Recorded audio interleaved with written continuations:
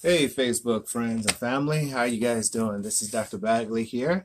Today we're going to get into relationships. Now, one thing I want you guys to really understand that what I'm about to talk about today, I'm going to come to you as a psychiatrist, not in my personal, but as a psychiatrist.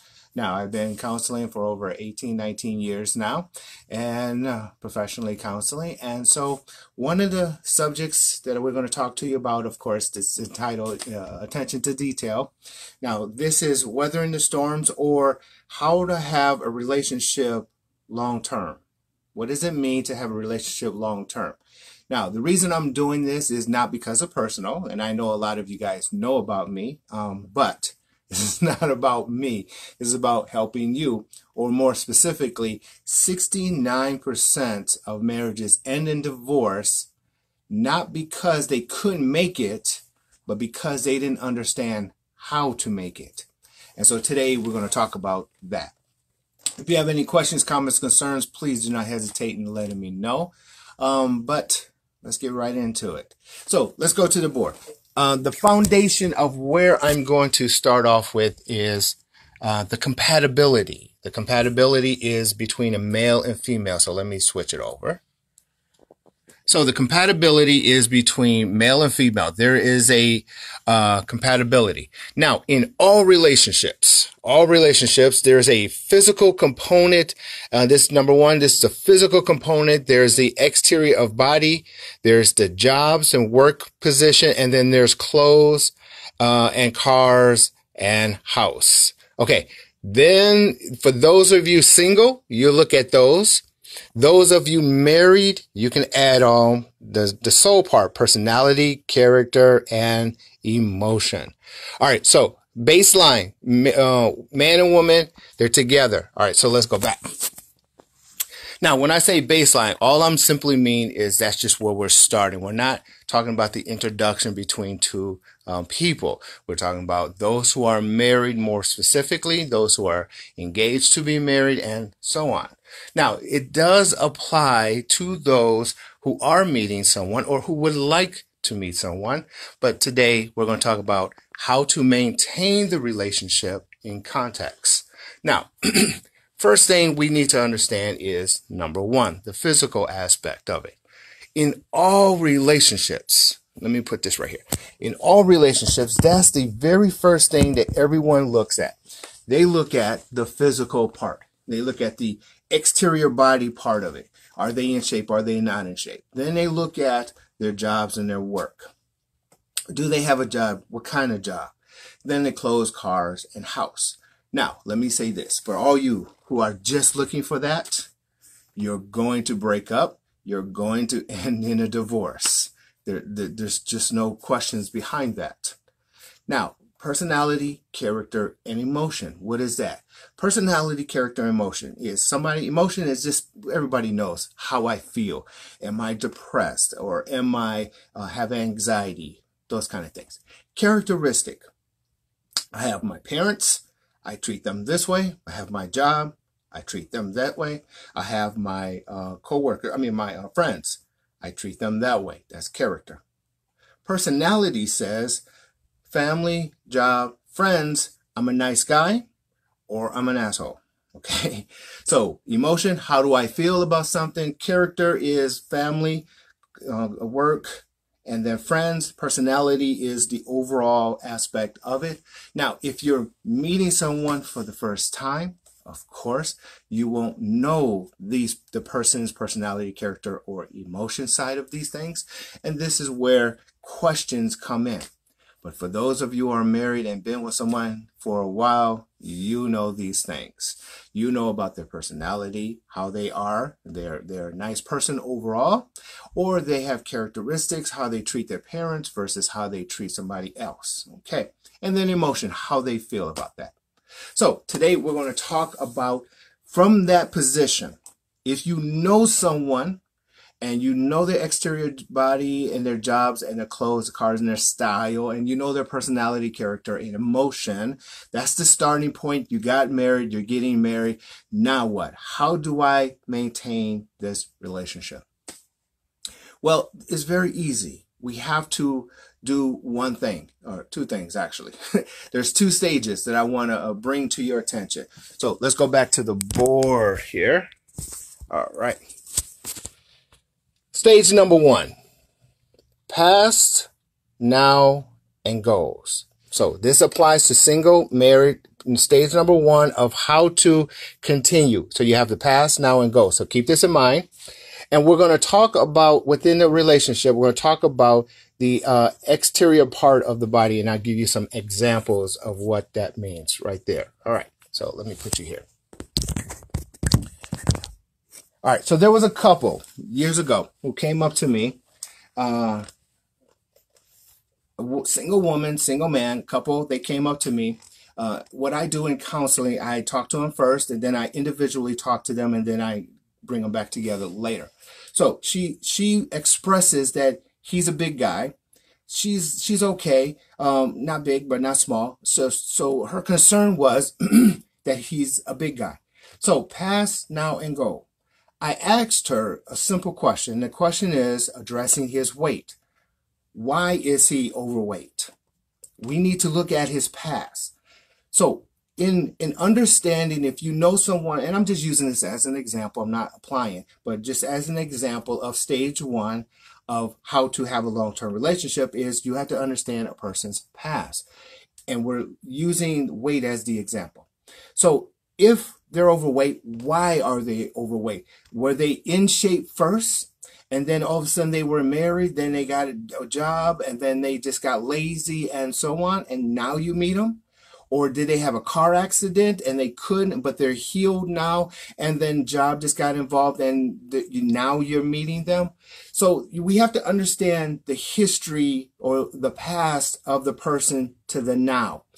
If you understand the past to the now, then you understand how to move forward. So, for example, in this situation, she says she's concerned that he's overweight. So, why is he overweight? She went back, had a meeting, he had a car accident, he's healed now through therapy, and now he just doesn't have any motivation. All right.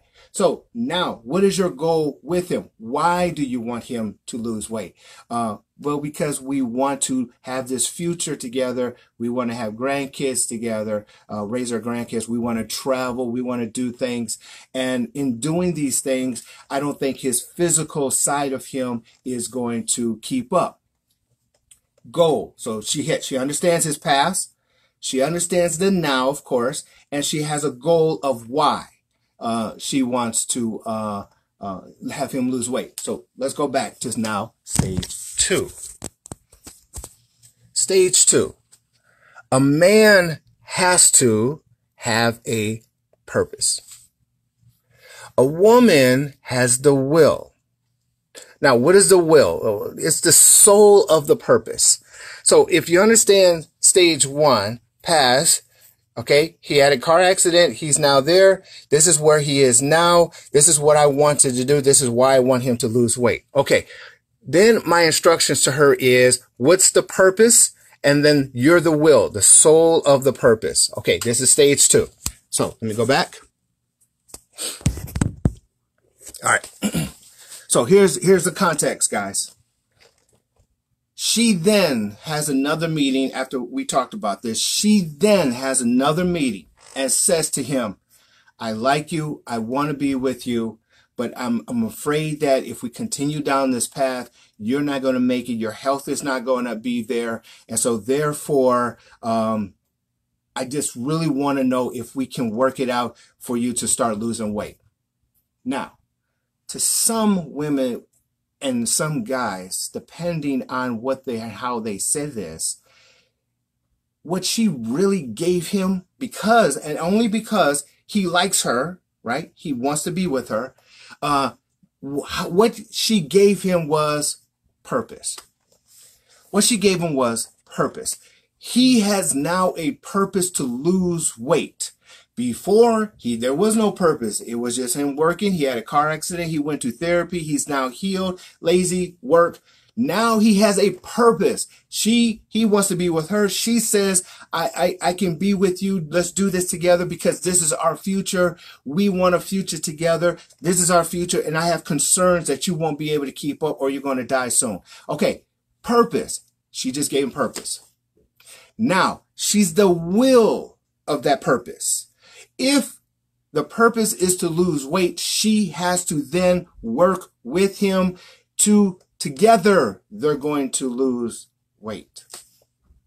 And as they go together, they're actually losing weight. They're eating healthy. They talk to a nutrition. They talk to a doctor. He got off a lot of those medications, and that relationship is closer and closer and tighter. And now they're happy because they work together, they play together, and they're going towards their goal of losing weight. So now she's happy. He's happy, the relationship is stronger, and they're going towards a goal in life. This is the basis of after marriage. How do you maintain a relationship after marriage or in marriage and is just stagnant? The worst thing you can be is stagnant. So in context, what she did was understand his past. She saw the now, but she understood why it is now. She has a goal. She presented to him her concerns and the goal. They talked about it. She said, do this. He has now a purpose. Her will behind the purpose or the soul of that purpose. They work together towards that goal. Boom. It doesn't matter what the goal is. It doesn't matter what the situation is. It doesn't matter what the problem is. If you understand the past, that gives you your present. If you have a goal or a solution to move forward, how and what to do to move forward, the man's in his mind, in his psyche, he's a goal-oriented type guy. Give him a purpose, ladies. And guys, give her the will to help you through that purpose. Let me give you another example. Hey, what's going on, guys? Brad, what's up? Let me give you another example in marriage. Okay, here's a marriage example. Couple, this is years ago. Again, couple came to me, husband, wife. They want a divorce. I say, all right, do you guys love each other? Yeah, we love each other, but this is not going to work. I can't handle her. She can't handle him. Sorry, can't do nothing for you guys. Go get a divorce. Okay, they get a divorce. He's overweight. And again, I'm just using this as an example because we can all understand it.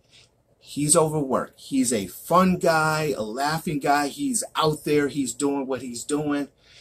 At his job, after the divorce, at his job, later in life, about a year or so later, another coworker came to him and says, I really like you. I really want to be with you, but I'm concerned about your weight. What did she just do? Right, she gave him purpose. What did he do to gain the past reason why he's fat? He was with a woman that didn't give him purpose. He was with a woman that all she thought was, hey, let's have sex. Hey, as long as we're working. And hey, as long as we got clothes, car, and a house, everything is good, and so on and so forth. But without purpose, every man, all men, is going to just go into that little routine until there's a spark somewhere else. And as soon as there's a spark somewhere else, they're going to cheat on you ladies or cheat on you guys, right? They're just going to go around. So in context, what I'm saying is this. In this scenario, the divorced woman got a divorce not because they didn't love each other, but because she didn't understand that a man needs a purpose, and she didn't give him a purpose because she was selfish in her own ways. And so therefore she went and he went, and that's the divorce. There was another woman came along, same guy, same personality, same characteristics, same emotions, same everything. Another woman came, gave him purpose. I like you. I want to be with you. We got a nice thing going. We can have a great future. Let's do this. She says, this is what I want. He says, this is what I want. And she says, boom, let's do it. Gave him purpose. She's now the will. They work together, and he lost the weight. She lost some weight, and they both had a nice life, and they're still doing it because they understand the theory behind what I'm trying to say. The losing weight is just the example. It applies to everything, everything. Ladies, here's another example. You got a guy. He works hard. He works long. He comes home. He's lazy. You see lazy, you're tired, he's lazy. You want to do something, you're tired of this relationship. What do? Find out what is his past. Why is he like this? This is where you're at. What is the goal, ladies, guys? What are your goals for the future? And then if you have a goal, sit down and come up with a plan. Give him a purpose. Give him, you would be the will, and then knock it out. Okay? Attention to detail is just that. If you're single, so let's break it back. If you're single, ladies and gentlemen, the idea is if a guy physically is not there, but he has a nice job, he has a good style about him, he has a great emotion side of him, if he has good character, how he treats his mama, job, and so on, if he has a good personality, overall, he's a nice person, overall, he's not an asshole, okay? If you're single and this is what you got and they're not perfect, all you have to do is just find out history. Why is this part about him is not there? What's the goal? What's the solution? Give him a purpose. You be the will, backbone of it all, and work towards the relationship. If you're in a relationship, you already know their emotions, how they feel about certain things. You already know how they treat their parents and so on. And you already know if they're a nice person or not. If they're not a nice person and they don't treat their people nicely and you're having a stressful situation with this relationship, how do you fix it? Find out what the root problem is. Work it out. What's the future? Sit down with them some kind of way and give them a purpose. If they agree to the purpose, fine. You can have a good future. If they don't agree to the purpose, and ladies to the guys, then let them go. There's really no reason for you to trade loneliness for chaos and pain. It just doesn't make sense. All right, so let's go back to the board and let's recap because that's just what we're doing. All right, today's topic, attention to detail. All right, when you have two people who are compatible, and of course, there is nothing like two people who looks good together. The first thing you want to do in single, right, in dating, right, in a relationship, you know the emotion, character, and personality. So this is the whole person. If something in this picture you do not like, stage one of fixing it is, what is the past? This is now. How did they get there to the now? And what is your goal with it? Okay. It's going to be single, dating, or married, right? Okay. Single, questions, married, you know, right? Okay. Stage one, know the past. This is now. What's your goals? Stage two, if a man doesn't have a purpose, then what are you doing? So ladies, give him a purpose. Then you be the will, which is the soul of the purpose. You work with him and you two work together. That's stage two. The whole point is, who are they? If they are not perfect, you have the power to make them perfect to your eyes. And if you're not perfect in their eyes, they have the power to make you perfect.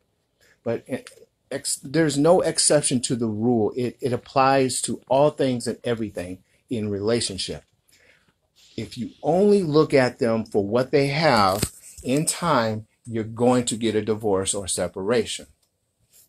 But if you look past that and work with them, then guess what? Everything will be fine. Now, I'm not saying fine, just an emotional. Some days you just hate them and some days you kind of love them. But that's just the way it goes in relationships, right?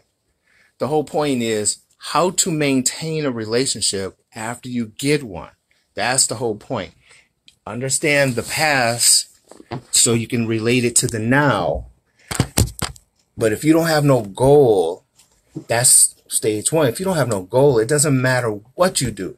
There's not enough sex in the world that's going to hold a relationship together, and you can't work enough financially. What's the two top reasons that people get divorced? Two top reasons. It can fall in these two categories. It's a sexual one, and it's a financial one. In both cases, in all cases, but both cases, none of them had goals in how to fix their sexuality together and how to fix themselves together. What's their goal to fix themselves financially? In all cases, when one is selfish and don't care about the other one, they separate, they divorce. But if one does care, then there's a lot of therapists and a lot of counselors out there who can just give them some ideas like this one, just an idea of going through the stages, stage one, stage two, and making it work. This is Dr. Bagley. Thank you very much for taking your time. I know your time is very valuable. And so we're going to continue on. I'm going to get back to work right here.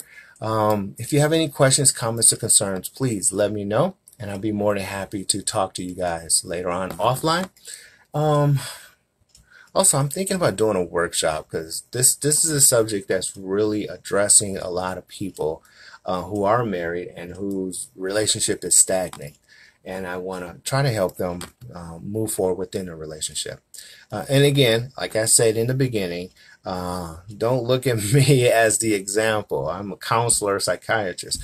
I can't tell you how many doctors are giving out their patients advice, but they themselves have issues, right? So don't look at us as the leader of it. We just have knowledge and experience in our field to give you good knowledge to help you out. And I found throughout my years, this works for a lot of people. Not all, but a lot. And so let's just try it, see if it works. All right, guys. I'll talk to you guys later. Until next time, again, if you have any questions, comments, concerns, let me know. If not, have a great Wednesday. Until next time. Bye-bye.